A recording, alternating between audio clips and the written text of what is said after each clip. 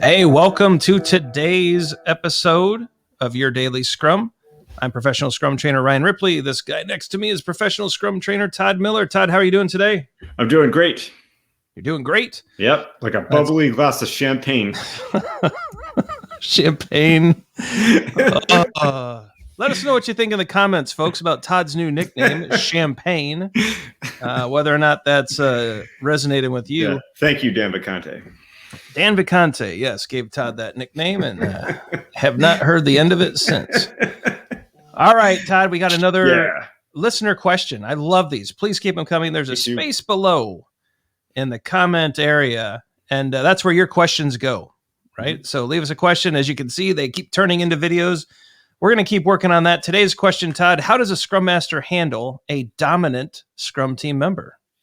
Yeah, and this came with a little bit of a story that we got. We did the episode on how do you deal with a quiet team. Yep.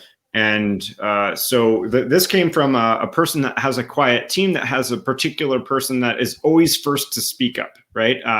And they were saying that this particular team member is more vocal and doesn't really allow others to have a chance.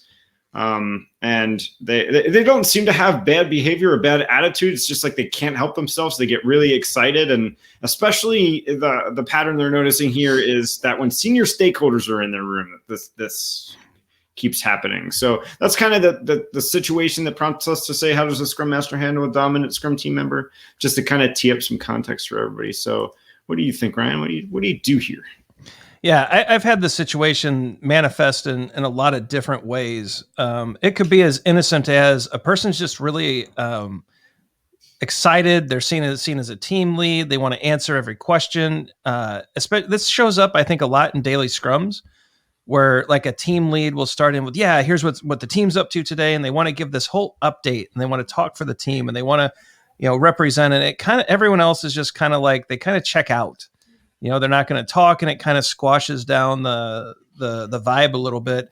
And as a Scrum Master, if I'm facilitating that event, I just turn to that person. I say, that is really fascinating. Does anyone have anything else to add? I would love to hear more. And again, the daily Scrum is not about me, and I'm not trying to get an update from everybody. But what I'm trying to do is create an opportunity for someone. I'm acknowledging that person, but then trying to create an opportunity for someone else to speak. And perhaps I'll fire off another question. And before that person can speak, I'll say, hey, Todd, we heard from you on the last one. We thought you gave some really great input, but I'd really love to hear from, and maybe pull on from someone else an answer or an idea just to get, kind of that energy going, and that conversation kind of fired up. What have you seen, Todd? Oh, so I can think of two things. I've done that same technique that you have as well. One thing I've also found really useful is just speaking with somebody one-on-one. Yep. I remember I did that at one point. I pulled a developer aside and I said, hey, I'm not sure if you noticed this or not, but you tend to offer up first. And I think it's out of the not liking awkward silence or something like that, but just kind of calling it to your attention. It seems like you're offering up first, and that's okay. I'm not trying to tell you that your opinion is bad or anything like that, but maybe let's make tomorrow really awkward during this daily scrum. Let's neither one of us say anything, and let's look at the ground and see what other people do. And I remember doing that and working with this particular person. Because they weren't doing it to be bad. They were doing it because they hated me just walking in and just being like, daily scrum.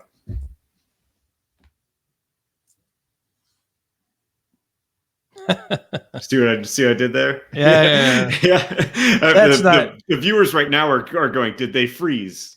Well, and the dead air on the podcast feed, I'm sure they're all loving that too, Todd. So. Good facilitation, buddy. You're welcome. Yeah, it's amazing how many times if we just have a one-on-one with the person, we find out, they're not trying to do anything malicious. They're just excited. They're filling the dead space. They're just trying to be helpful, and calling it to their attention is really powerful. I've had other situations where it's a retro idea, right? Where we've just, we'll call it out in a retrospective, especially if it's really, if one-on-ones aren't really getting progress, and we'll just perhaps like the openness value. Like I like using the Scrum values.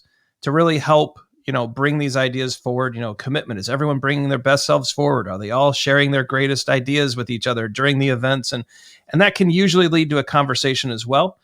But I think highlighting it in some way, right? So it could be a retrospective item, right? It could be a facilitation technique where we use questions that try to pull from others. It could be as simple as a one-on-one. I think these three things have served me very well. Any other hot tips, Todd, before we close this one out? No, I've had someone say this to me before. I had a president of a company come to me and say, "Hey, have you thought about letting your teammates offer more up during a sprint review?"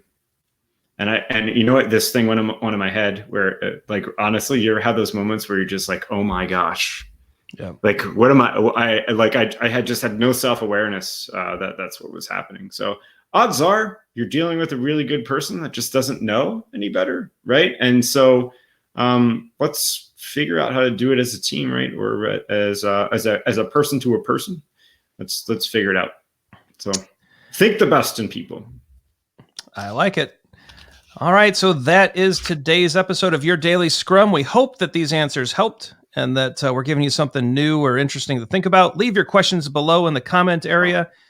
We'd love to hear the things that you're curious about, and let us know in the comments, how have you handled that overbearing, that overly dominant type of Scrum team member in the past? Perhaps you've got some ideas that we didn't think of, and all of the listeners would love to see them in the comments.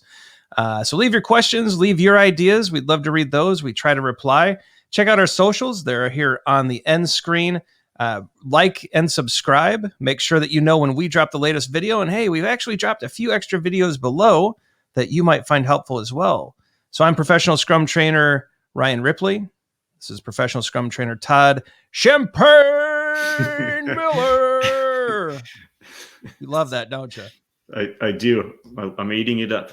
And you know what? We hope you all have an awesome day.